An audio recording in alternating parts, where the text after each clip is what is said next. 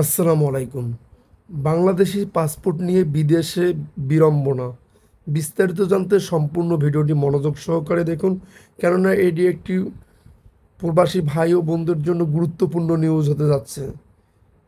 তার আগে অবশ্যই আমাদের চ্যানেলটি সাবস্ক্রাইব করে পাশে থাকা বেল বাটনটি অন করে রাখবেন পরবর্তী ভিডিওর জন্য। ট্যুরিস্ট ভিসায় ঢাকা থেকে ইলেকট্রনিক ট্রাভেল অথরাইজেশন এডিএ নিয়ে গত জুন মাসে কলম্বো যান সাইফুর রহমান। কলম্বোর বন্দরনায়েক আন্তর্জাতিক বিমানবন্দরের ইমিগ্রেশন লাইনে তিনি সহ আরও 5 জন বাংলাদেশি আলাদা করে ব্যাপক জিজ্ঞাসাবাদ করেন সেখানকার ইমিগ্রেশনের কর্মকর্তারা।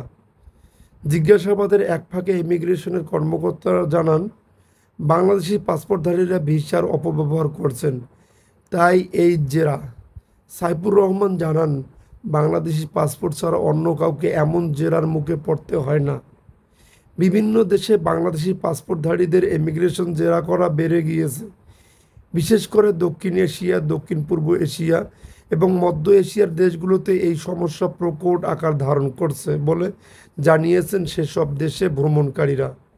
বিভিন্ন দেশ ভ্রমণ করা ব্যক্তি, এমনকি ভ্রমণের মাধ্যমে নিজেদের অভিজ্ঞতা তুলে ধরা ট্রাভেল ব্লগাররাও পড়েছেন ইমিগ্রেশনের জেরার মুখে।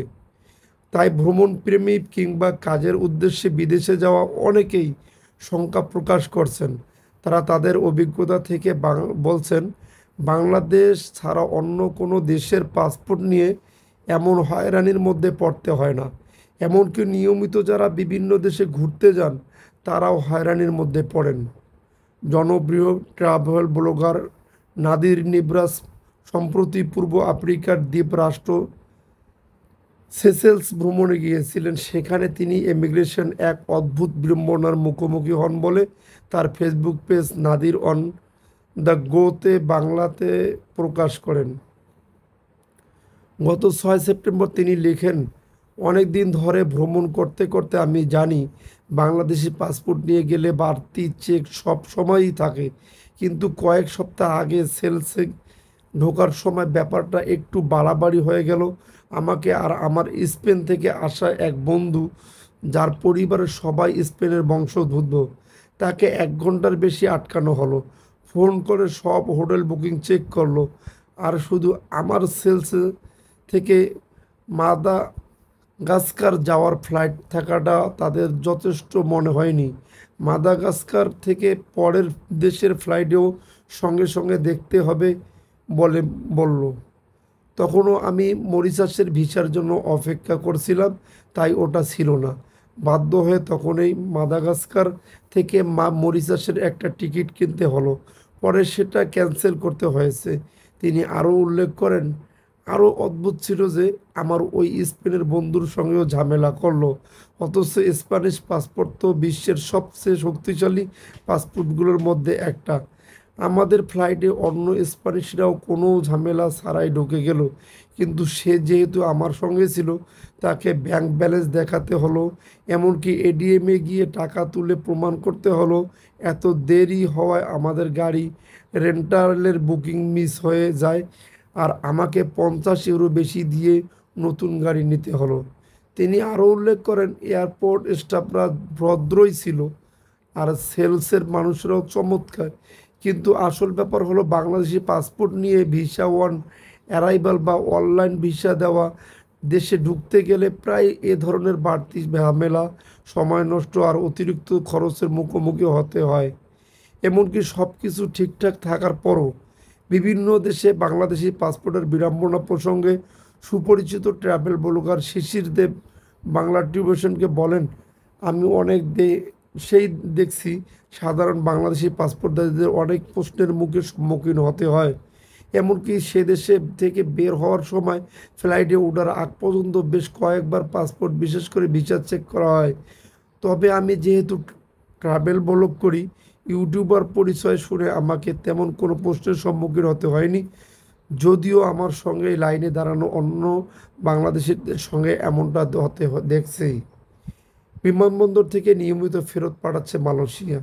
মালয়েশিয়ার সরকার অবৈধ অভিবাসী ঠেকাতে বেশ কঠোর হয়েছে, বিশেষ করে যারা ট্যুরিস্ট ভিসায় সে দেশে প্রবেশের চেষ্টা করছে তাদের বেশি করে জেরা করছে।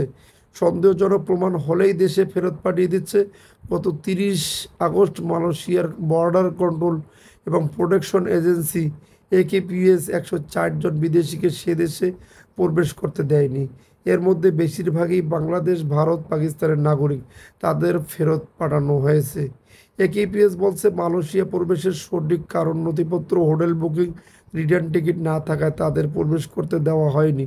এর আগে গত 15 আগস্ট একই কারণে 229 জন বিদেশি নাগরিককে সে দেশে প্রবেশ করতে দেওয়া হয়নি। তার মধ্যে 204 জন ছিলেন বাংলাদেশি। জাল কাগজপত্র দিয়ে ভিসা আবেদনের সতর্ক করেছে তাই দূতাবাস। সম্প্রতি জাল কিংবা ভুয়া কাগজপত্র দিয়ে ভিসা আবেদন বেড়ে যাওয়ায় সতর্ক করেছে ঢাকার থাই দূতাবাস। দূতাবাস থেকে বিজ্ঞপ্তিতে জানানো হয়, ভুয়া কাগজপত্র দিয়ে ভিসার জন্য আবেদন করলে তা প্রত্যাখ্যান বা বাতিল করা হবে। ট্যুরিজম ব্যবসায়ীদের সঙ্গে কথা বলে জানা গেছে, মাঝে মধ্যেই থাইল্যান্ডের ইমিগ্রেশন থেকেও বাংলাদেশিদের ফেরত পাঠানো হচ্ছে। গত মাসে 10 জনকে ফেরত পাঠানোর খবর পাওয়া গেছে। মধ্যপ্রাচ্যে বাংলাদেশি পাসপোর্ট নিয়ে জেরায় পড়তে হচ্ছে। বাংলাদেশি পাসপোর্টধারীদের সংযুক্ত আরব আমিরাতে রেসিডেন্সি পারমিট থাকলে বাহরাইনে অন্য অ্যারাইভাল ভিসা পাওয়া যায়। তবে সেখানেও ইমিগ্রেশন কঠিন জেরার মুখে পড়তে হয়। 2 মাস আগে এমন একটি বিড়ম্বনার মধ্যে পড়েছিলেন দুবাই প্রবাসী ফারুক। তিনি জানান, বাহরাইনের ইমিগ্রেশন আমার পাসপোর্ট আর রেসিডেন্সি কার্ড দেখানোর পর আমাকে সে দেশের পাসপোর্ট কন্ট্রোল অফিসে পাঠিয়ে দেওয়া হয়। সেখানে আমাকে ব্যাপক জিজ্ঞাসাবাদ চলে। আমার হোটেল বুকিং, রিটার্ন টিকিট, সঙ্গে থাকা ক্যাশ সব কিছু দেখতে চায় তারা। সব কিছু দেখার পর আরেক কর্মকর্তাকে ডাকা হয়। তিনি সব কিছু পুনরায় চেক করেন। এরপর সব কিছু নিশ্চিত হয়ে আমাকে ইমিগ্রেশন ডেস্কে পাঠিয়ে দেন। সেখানেও আবার কাগজপত্র চেক করা হয়। এরপর ভিসা ফি দিয়ে সে দেশে প্রবেশ করি। মিশরে অন অ্যারাইভাল ভিসা দিলেও বাড়িয়েছে শর্ত। মিশর একসময় বাংলাদেশিদের শর্ত সাপেক্ষে অন অ্যারাইভাল ভিসা দিলেও এখন বেশ কিছু শর্ত জুড়ে দিয়েছে। ঢাকার মিশর দূতাবাস থেকে দেওয়া এক নির্দেশনায় বলা হয়েছে, বাংলাদেশি পাসপোর্টধারীদের জন্য ভিসা অন অ্যারাইভাল পাওয়ার শর্তগুলো হলো, যাত্রীর পাসপোর্টের মেয়াদ কমপক্ষে 6 মাস থাকতে হবে, যুক্তরাষ্ট্র সেজনভুক্ত দেশ অস্ট্রেলিয়া, যুক্তরাজ্য, জাপান, কানাডা অথবা নিউজিল্যান্ডের বৈধ ব্যবহৃত ভিসা থাকতে হবে। সঙ্গে অবশ্যই ফিরতির টিকিট ও ব্যাংক অ্যাকাউন্টে ন্যূনতম 5,000 টাকা মার্কিন ডলার থাকতে হবে। গালফ অঞ্চলের দেশগুলোতে বসবাসকারী বাংলাদেশি পাসপোর্টধারীরাও এই সুবিধা পাবেন, যদি তাদের রেসিডেন্সের কার্ড মেয়াদ কমপক্ষে 6 মাস থাকে এবং তারা হোয়াইট কালার জব প্রয়োজনে প্রমাণ দেখাতে হবে।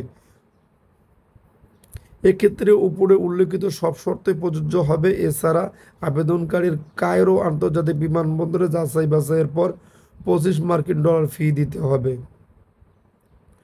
দক্ষিণ এশিয়ার দেশগুলোতে কাজ করছেন এমন একজন সাবেক কূটনৈতিক বাংলা টিউবকে বলেন, আমাদের নাগরিকদের সবচেয়ে বড় সমস্যা অবৈধ অতিরিক্ত অবস্থান কিংবা এক দেশে গিয়ে সেখান থেকে তৃতীয় কোনো দেশে অবৈধভাবে যাওয়া। একটি দেশ যখন ভিজিট ভিসা বা ট্যুরিস্ট ভিসা যেটাই দেয়, তার প্রধান শর্ত হচ্ছে সে দেশে ভ্রমণ শেষে নিজ দেশে ফিরে যাওয়া। এই কাজটা অনেকেই করেন না। হয় ভিসার মেয়াদ শেষ হওয়ার পরও সে দেশে অবস্থান করেন কিংবা তৃতীয় কোনো দেশে চলে যান। তিনি আরও বলেন, এই কাজে যে দেশ ভিসা দিচ্ছে সে দেশের কিন্তু ক্ষতি হচ্ছে। যেমন ভিয়েতনাম, ইন্দোনেশিয়ায় আমাদের অন অ্যারাইভাল ভিসা দিত, এখন বন্ধ। কারণ ওই একটাই, আবার কিছু কিছু দেশে প্রবেশ করার জন্য প্রচুর জাল কাগজপত্র তৈরি করে সেগুলো ব্যবহার করা হয়। কোনো দেশে প্রবেশে সে দেশের যে নিয়ম সেটা তো অনুসরণ করতে হবে। তা না করলে ওই দেশের সংশ্লিষ্ট কর্তৃপক্ষ হয় ভিসা দেবে না, না হলে প্রবেশ করতে দেবে না। যদি আপনাদের ভিডিওটি ভালো লেগে থাকে তাহলে অবশ্যই আমাদের চ্যানেলটি সাবস্ক্রাইব করে পাশে থাকা বেল বাটনটি অন করে রাখবেন পরবর্তী ভিডিওর জন্য।